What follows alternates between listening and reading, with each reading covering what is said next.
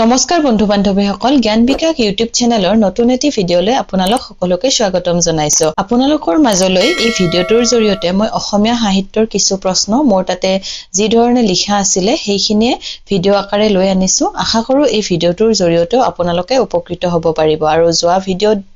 আপোনালোকে যি ধৰণে সহাৰি জনাইছে তাৰ বাবে অশেষ ধন্যবাদ আপোনালোকৰ জনাইছো আহকচোন তেনেহলে পলম নকৰাকৈ আমি ভিডিঅ'টোৰ মাজলৈ আগবাঢ়ো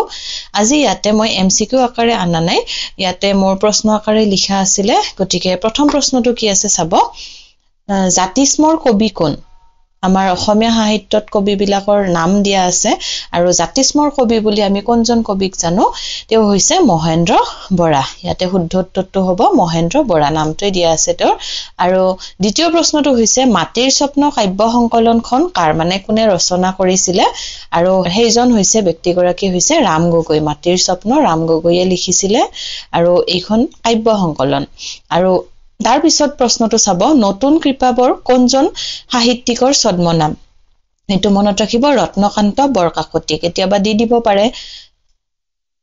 ৰত্নকান্ত বৰকাকতি আৰু তাৰ পিছৰ প্ৰশ্নটো আছে চাম অলকালৈ চিঠি গল্প পুথিখন কাৰ ৰচনা মই ইয়াতে শৰ্টকাটত লিখি থৈছো আৰু এইটো শুদ্ধ উত্তৰ হ'ব হলিৰাম ডেকাৰ অলকালৈ চিঠি গল্প পুথিখন তাৰ পিছত আছে খুলিয়া ভাওনা কোনটো অঞ্চলত প্ৰচলিত আমাৰ উৎসৱ বিলাকৰ নাম মোৰ লগত কোনটো অঞ্চলত প্ৰচলিত হেতু আমি জানিবলগীয়া কথা গতিকে ইয়াতে আমি খুলিয়া ভাওৰিয়াৰ যেটো প্ৰশ্ন হেতুৰ শুদ্ধ উত্তৰ হ'ব দৰং আৰু পূব কামৰূপত এই অঞ্চলত প্ৰচলিত তাৰ পিছত আছে হিষ্ট্ৰী অফ আছামিজ লিটাৰেচাৰ গ্ৰন্থখনৰ লেখকৰ নামটো কি আৰু তেওঁ হল বিৰিঞ্চি কুমাৰ বৰুৱা তেওঁৰ দ্বাৰা এই গ্ৰন্থখন ৰচনা কৰা হৈছিল আৰু তাৰ পিছত আছে সিল সিল সিলা বাগি সিল মিলা এই গ্ৰন্থখন কাৰ আৰু এই গ্ৰন্থখনৰ ৰচক হৈছে নিৰ্মল প্ৰভা বৰদলৈ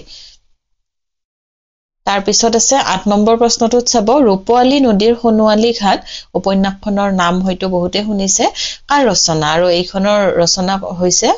মানে ৰচনা কৰিছে এইখন পুৰবী বৰমুদৈ বাইদেৱে এতিয়া তাৰ পিছত আছে মিচিং কানেক কাৰ উপন্যাস কোনে ৰচনা কৰিছিল মিচিং কানেক আৰু এইখন হৈছে বিষ্ণুপ্ৰসাদ ৰাভাৰ তাৰ পিছত আছে পাতি সোণাৰুৰ ফুল কাৰ আত্মজীৱনী এইখন নীলমণি ফুকনৰ আত্মজীৱনীৰ নাম আহে চাব পাতি সোণাৰুৰ ফুলখন হৈছে নীলমণি ফুকনৰ আৰু ইয়াতে মই চাব লিখা আছে বৰৈলগা লোকাপাৰ আৰু বাখৰুৱানো কি হেতু এটা প্ৰশ্ন আকাৰে দিয়া আছে আমাৰ আ অলংকাৰৰ বিষয়ে কিছু কথা লাগে আৰু এতিয়া বৰৈলগা হল ডিঙিত পিন্ধা এবিধ অলংকাৰ আৰু লোকাপাৰ আমি বহুতেই জানো লোকাপাৰ কাণত পিন্ধা ছোৱালী বিলাকে বহুতে পিন্ধেয়ে আৰু বাখৰুৱা হৈছে হাতৰ অলংকাৰ এই কেইটাৰ নাম আৰু ক'ত পিন্ধে সেইখিনি মনত ৰাখিব তাৰ পিছত আছে আইনা ৰুমাল কাগজ কলম কিতাপ ইত্যাদিবোৰৰ কি ভাষাৰ শব্দ আমাৰ অসমীয়া ভাষাত এইবিলা শব্দ কোনটো ভাষাৰ পৰানো আহিছে হেইটো হৈছে ফাৰ্সী আৰু ইয়াৰ শুদ্ধ উত্তৰ ফাৰ্সী তাৰ পিছত আছে নেপালী ভাষাৰ ৰামায়ণৰ ৰচকৰ নামটো কি আৰু ভানুভক্ত ইয়াৰ শুদ্ধ উত্তৰটো পৰৱৰ্তী প্ৰশ্নটো এৰিয়েল কাৰ আত্মজীৱনী এইখন হৈছে শেলীৰ আত্মজীৱনী এৰিয়েল এতিয়া 15 নম্বৰ প্ৰশ্নটোতনো কি আছে চাও মহিমাময়তা সম্পৰ্কীয় ধাৰণাক সাহিত্যৰ সৈতে সম্পৰ্কিত কৰা তাত্ত্বিক গৰাকীৰ নাম কি সুধিছে আৰু শুদ্ধ উত্তৰটো হ'ব প্লেটিনাছ এতিয়া কেইখনমান উপন্যাসৰ নাম দিছে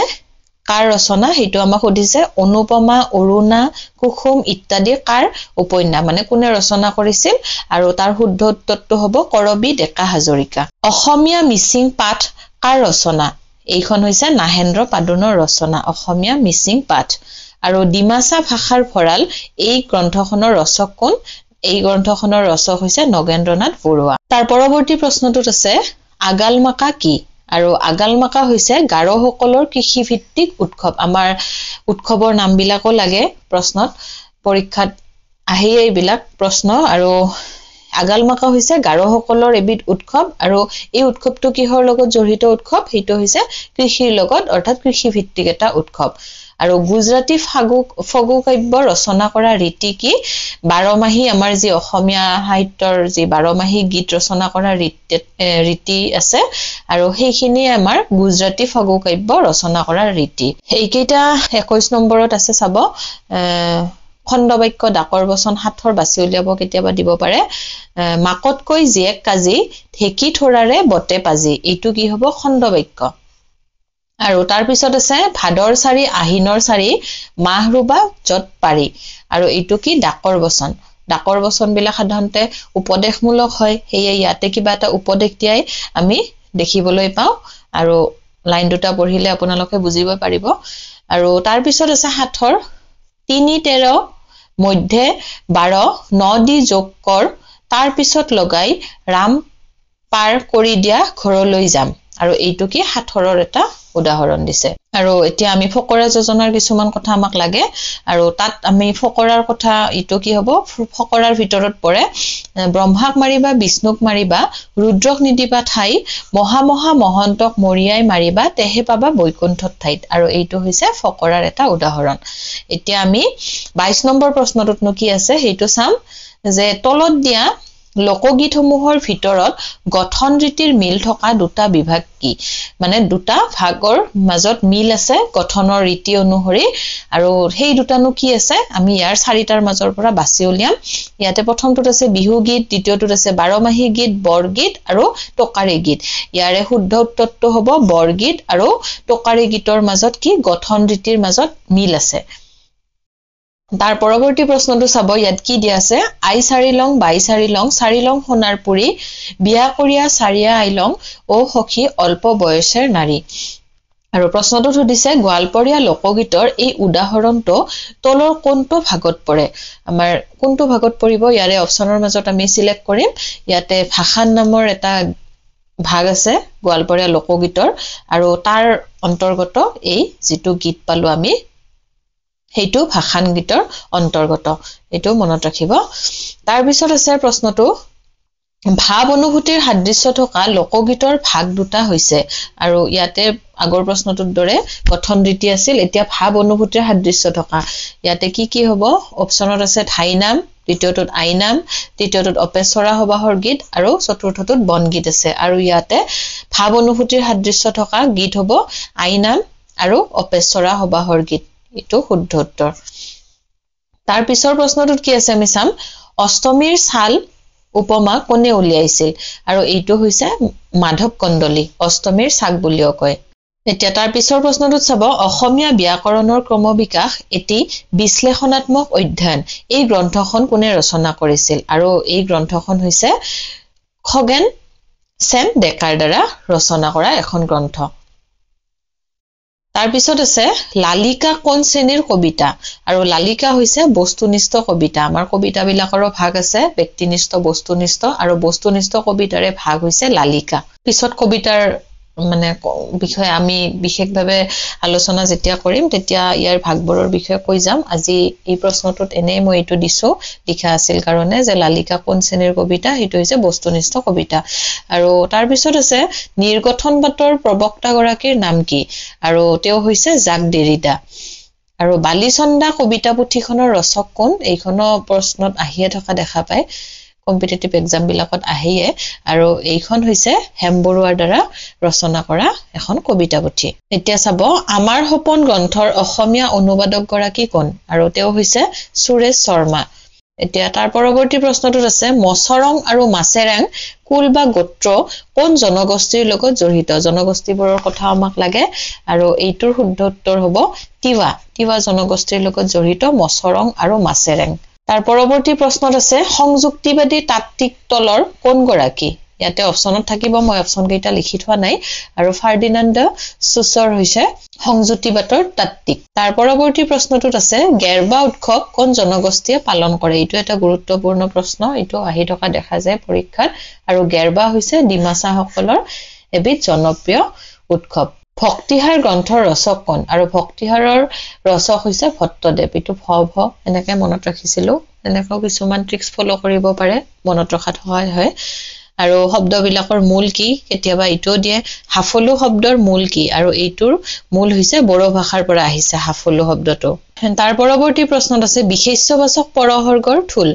আৰু এইটো সিলেক্ট কৰিছো আমি শুদ্ধ উত্তৰ ক যেটো নিমিত্তে আৰু পৰ্যন্তটো হৈছে বিশেষ্যবাচক পৰহৰ্গৰ ঠুল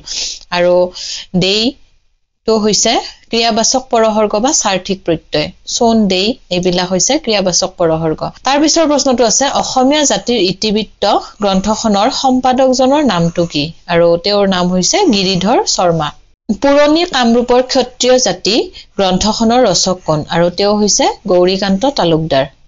আৰু পঞ্চমী গল্পৰ পুথিৰ ৰচক কোন তেওঁ হৈছে সূৰ্য কুমাৰ ভূঞা গল্পৰ পুথি কবিতাৰ পুথি উপন্যাস এইবিলাকৰ ওপৰত বহুত প্ৰশ্ন আহে আৰু যিমানখিনি পাৰো মই দিবলৈ চেষ্টা কৰি আছো তাৰ পিছত আছে হৈমন্তী কাৰ পুথি এইখন হৈছে হোমেন বৰগোহাঁইৰ ৰচিত এখন পুথি হৈমন্তী তাৰ পৰৱৰ্তী প্ৰশ্নটোত আছে মৰাণ জাতিৰ ৰূপৰেখা কাৰ ৰচনা কৰা এখন গ্ৰন্থ আৰু শুদ্ধ উত্তৰটো হৈছে শ্ৰী কুমাৰ দহেতিয়া তাৰ পিছৰ প্ৰশ্নটোত আছে মানুহ আৰু অসুৰ কাৰ নাটক কোনে ৰচনা কৰা এখন নাটক আৰু বসন্ত শইকীয়া ছাৰৰ নামটো বহুতে শুনিছে তেওঁৰ দ্বাৰা ৰচিত এখন বিখ্যাত নাটক মানুহ আৰু অসুৰ তাৰ পিছত আছে দদংগা কোন জনগোষ্ঠীৰ দেৱতা আৰু সেইটো হৈছে মিচিং জনগোষ্ঠীৰ দেৱতাক দদংগা বুলি জনা যায় আৰু আজিৰ ভিডিওটোৰ লাষ্টৰ দুটা প্ৰশ্ননো কি আছে আমি চাম বলা নাম্ৰী অলংকাৰবিধ কোন জনজাতিয়ে পৰিধান কৰে আৰু তাৰ শুদ্ধ উত্তৰটো হৈছে ৰাভা জনজাতিয়ে এই বলা নাম্ৰী নামৰ অলংকাৰবিধ পৰিধান কৰে আৰু শেষৰটো প্ৰশ্নত কি আছে শংকৰদেৱে অভিনয় কৰা নাটকখনৰ নাম কি ইটো বহুতেই জানেয়ে চিহ্নযাত্ৰ হৈছে তেওঁ অভিনয় কৰা নাটক এটো মনত ৰাখিব তেনেহলে আজিৰ ভিডিওটোত মই আৰু বেছি প্ৰশ্ন লৈ আনা নাই কাৰণ ভিডিওটো বহুত দীঘলীয়া হৈ যায় আৰু নেক্সট ভিডিওত মই দিবলৈ চেষ্টা কৰিম আৰু যিখিনি মোৰ তাতে নতুন তথ্য আছে দিব পৰাকে আৰু এই ভিডিওটোৰ জৰিয়তে কিবা যদি অলপ হলেও আপোনালোকৰ সহায় হোৱা যেন অনুভৱ কৰে তেনেহলে ভিডিওটো লাইক কৰিব শেয়াৰ কৰিব আৰু চেনেলটো সাবস্ক্ৰাইব কৰি দিবলৈ নাপাহৰিব ধন্যবাদ